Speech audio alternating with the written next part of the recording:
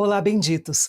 Hoje entramos em uma nova fase na nossa jornada pelo Evangelho de Marcos, começando com a entrada triunfal de Jesus em Jerusalém.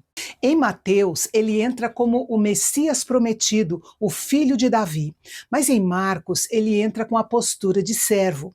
Embora os eventos sejam os mesmos, a ênfase de cada autor é o que molda a nossa compreensão de quem é Jesus. Em Marcos, ele entra em Jerusalém para exercer sua autoridade, mas com a postura de servo. Marcos começa a narrativa com um detalhe de logística que parece comum, mas é carregado de significado. Jesus demonstra autoridade de uma forma muito específica. Ele envia os discípulos para buscar um jumentinho e diz: "O Senhor precisa dele e logo o mandará de volta para cá." Note que ele não chega como um monarca que confisca bens, mas como o senhor da criação, que usa o que é necessário para cumprir sua missão de servo. Sua autoridade está ligada à sua missão, não ao seu status. Na cultura do Antigo Oriente Médio, o cavalo era quase exclusivamente um instrumento de guerra e conquista militar.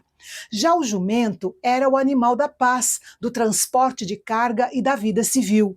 Quando um rei chegava montado em um jumento, ele estava sinalizando que vinha em paz e para servir o povo. Marcos enfatiza que era um jumentinho novo, no qual ninguém havia montado. Isso traz um simbolismo sagrado. Animais que nunca haviam trabalhado eram reservados para propósitos exclusivamente religiosos e divinos. E então o servo entra triunfante em Jerusalém, montado no jumentinho emprestado, enquanto as pessoas espalham ramos e mantos pelo caminho. Considerando o custo e o valor das roupas naquela época, essa é uma honra generosa ao servo. Esse é um momento de explosão de esperança, enquanto todos gritam Hosana ao filho de Davi. Se um romano, para quem Marcos está escrevendo, observasse a cena da entrada triunfal de Jesus em Jerusalém, acharia cômica. Isso porque, no verdadeiro triunfo romano, o general desfilava em uma carruagem dourada, puxada por 4 cavalos brancos, vestindo uma túnica bordada de ouro. Na sua frente iam os seus soldados carregando os despojos da guerra e os prisioneiros acorrentados, que seriam exibidos como troféus antes de serem executados. O cheiro de incenso enchia as ruas para celebrar a morte dos inimigos e a supremacia de Roma. Mas Jesus redefine o que é ser vitorioso. Ele não entra para tirar vidas, mas para entregar a sua. Ele não vem para exibir prisioneiros, mas para libertar os prisioneiros do pecado. O triunfo de Jesus é o triunfo do amor sobre a força, da mansidão sobre a espada. Aos olhos do mundo, parecia uma derrota em marcha, mas aos olhos do reino, era o servo soberano assumindo o seu posto. Mas Marcos faz um corte seco no versículo 11. Ele diz que Jesus entrou no templo, observou tudo ao redor e, como já era tarde, retirou-se para Betânia. Esse olhar ao redor é o olhar de quem está avaliando a casa. O servo veio para inspecionar o que estava sendo feito na casa do seu pai. No dia seguinte, acontece algo que muitos acham estranho. Jesus amaldiçoa uma figueira que não tinha frutos. Mas o versículo 13 diz que não era tempo de figos. Como se explica isso? Acontece que as figueiras daquela região produzem 2 tipos de frutos. Antes dos figos reais, que amadurecem no verão, surgem pequenos botões comestíveis chamados brevas. Esses pequenos frutos aparecem junto com as folhas na primavera, na época da Páscoa.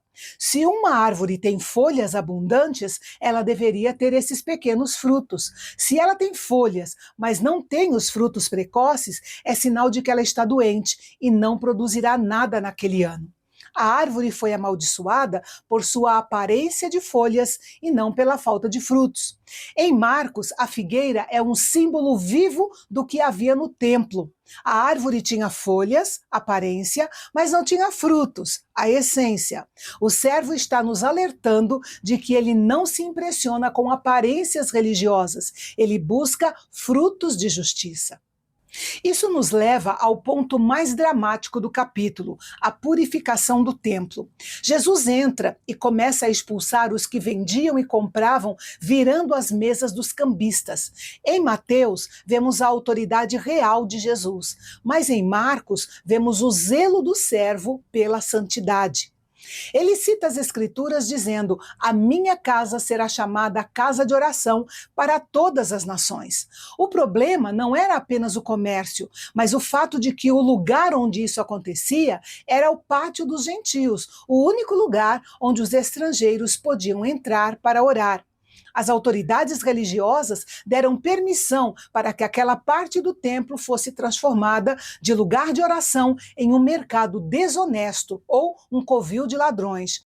Com essa atitude, eles estão impedindo que as nações se aproximem de Deus. O servo que veio para dar a vida por muitos não aceita que barreiras sejam colocadas entre Deus e qualquer pessoa que queira se aproximar dele. E a reação das autoridades é imediata. Eles começam a conspirar entre eles para arrumar um jeito de matar Jesus. Afinal, a autoridade do servo ameaça o lucro e o poder deles. No caminho de volta, ao verem a figueira seca, Jesus ensina aos discípulos uma lição sobre a fé que move montanhas. Aqui está um ponto crucial para nós. Jesus não está falando de pensamento positivo. No contexto do servo sofredor, ter fé para mover um monte é ter a confiança de que, mesmo diante da oposição dos poderosos, o plano de Deus sempre prevalecerá. A palavra monte era uma figura de linguagem comum usada entre os judeus para se referir à remoção de dificuldades ou de qualquer problema insuperável. Jesus ensina aos seus discípulos a orar com fé e, acima de tudo, a perdoar. A falta de fé e a falta de perdão são obstáculos para que as orações sejam respondidas. O servo, que caminha para a cruz para perdoar os seus inimigos, exige que seus seguidores tenham a mesma disposição para perdoar. O capítulo termina com um desafio direto à autoridade de Jesus. Os principais sacerdotes, os escribas e os anciãos vêm ao seu encontro para perguntar com que autoridade ele fazia todas aquelas coisas. Sabiamente, Jesus responde com uma pergunta sobre João Batista, e isso os deixa sem saída. De fato, Jesus não precisava provar sua autoridade com discursos teóricos. Seus atos de cura, seu ensino e o seu sacrifício, que se aproximava, falariam por si mesmos. Este capítulo apresenta uma lição preciosa. Jesus é quem purifica o templo do nosso coração e nos chama para uma fé que não é apenas de aparência, como a figueira que foi amaldiçoada, mas que produz frutos reais de amor e de serviço. Que nós abramos nosso coração para que o servo reorganize a nossa vida, removendo o que nos impede de orar com aquela fé que move qualquer montanha de medo ou de incredulidade. E amanhã nós veremos que o cerco está se fechando. Jesus enfrenta seus maiores oponentes em embates épicos de sabedoria. Vamos ver como ele respondeu a perguntas muito difíceis, tirando as máscaras da religiosidade e apontando para o que realmente importa. Não perca a continuação da nossa jornada juntos até o Apocalipse, amanhã, aqui no Canal Bendito, o nosso canal de Fala Fácil, onde a teologia é para todos.